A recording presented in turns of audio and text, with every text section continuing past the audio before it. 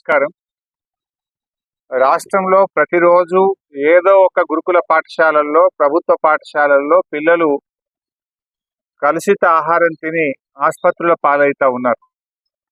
మొన్న షామీర్పేటలో బీసీ గురుకుల పాఠశాల పిల్లలు మాకు అన్నంలో పురుగులు వస్తున్నాయి, మేము ఈ పురుగులన్నం తినలేమని గురుకుల పిల్లలు పోలీస్ స్టేషన్కు పోయారు. షామీర్పేట బీసీ గురుకుల పిల్లలు మొన్న పోలీస్ స్టేషన్కు పోయి ఈ పురుగులన్నం మాకద్దు అని చెప్పి రేవంత్ రెడ్డి ప్రభుత్వం మీద కంప్లైంట్ చేసినారు. నిన్ననేమో మాదాపూర్లో చందు నాయక్ తండాలో ప్రభుత్వ పాఠశాలలో మధ్యాహ్న భోజనంలో కలుషిత ఆహారం పెట్టడం వల్ల దాదాపు 43 మంది పిల్లలు కొండాపూర్ ప్రభుత్వ ఆసుపత్రిలో మంచాల మీద ఉన్నారు. ఈరోజు చూస్తేనేమో బాగ్లింగంపల్లిలో, ముషీరాబాద్ నియోజకవర్గము బాగ్లింగంపల్లిలో ఉన్న మైనారిటీ గురుకుల పాఠశాల విద్యార్థులు కలుషిత ఆహారం తిని దాదాపు 90 మంది ఆసుపత్రుల్లో పాలయ్యారు.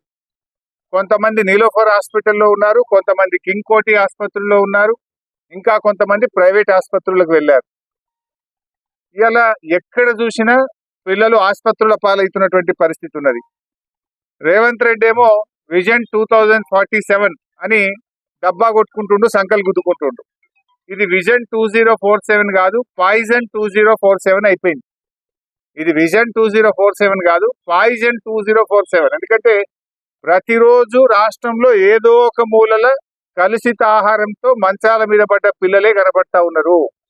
పాయిజన్ తో ఇలా పిల్లలు ఆసుపత్రుల పాలవుతున్నారు. ఇప్పుడు గౌరవ ఎమ్మెల్యేలు, నేను కొంతమందిని పరామర్శిస్తే మంచిగా అయినాక మరి ఏడికి బిడ్డ అంటే నేను పోను, హాస్టల్కి పోను, ఇంటికే పోతా అంటారు పిల్లలు. నేను ఇంటికే పోతా, ఇక పోను గవర్నమెంట్ హాస్టల్కు అని పిల్లలు వణుకుతున్నారు, భయపడుతున్నారు. రేవంత్ రెడ్డి గారు, నువ్వు తెలంగాణ రైజింగ్ అని డబ్బులు కొడుతున్నావు. ఇవాళ తెలంగాణ రైజింగ్ కేవలం ఆ ఫ్రంట్ పేజ్ యాడ్లు, పేపర్లలో ఫ్రంట్ పేజ్ యాడ్ల మీద, టీవీ అడ్వర్టైజ్మెంటుల్లో, హోర్డింగ్ల మీద మాత్రమే తెలంగాణ రైజింగ్. కానీ ఇక్కడ పిల్లలు మాత్రం ఆసుపత్రిలో మంచాల మీద ఫాలింగ్. నీదంతా హోర్డింగ్ల మీద రైజింగ్. గురుకుల పాఠశాల, ప్రభుత్వ పాఠశాల పిల్లలు ఆసుపత్రులలో బెడ్ల మీద ఫాలింగ్. నీ గవర్నమెంట్ గింతే ఉన్నది. నువ్వు ఎట్లా రేజ్ అవుతున్నావు నాయన? అవినీతిలో రేజ్ అవుతున్నావు, అరాచకంలో రేజ్ అవుతున్నావు, అహంకారంలో రేజ్ అవుతున్నావు, కబ్జాలలో రేజ్ అవుతున్నావు.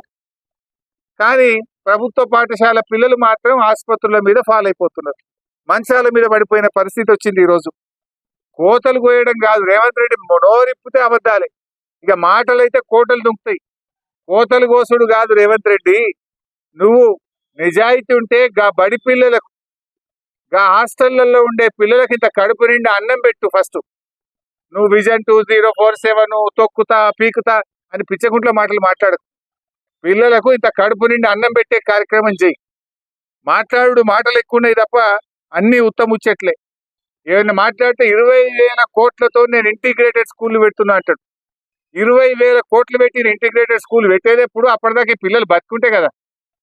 ఇలా పాఠాలు చదువుకోవాల్సిన పిల్లలు అరచేతిలో ప్రాణాలు పెట్టుకొని బతుకుతున్నారు, గిజగిజలాడిపోతున్నారు. ఇవాళ మేము ఆ పిల్లల్ని మాట్లాడించినప్పుడు ఏం చెప్తున్నారు పిల్లలు?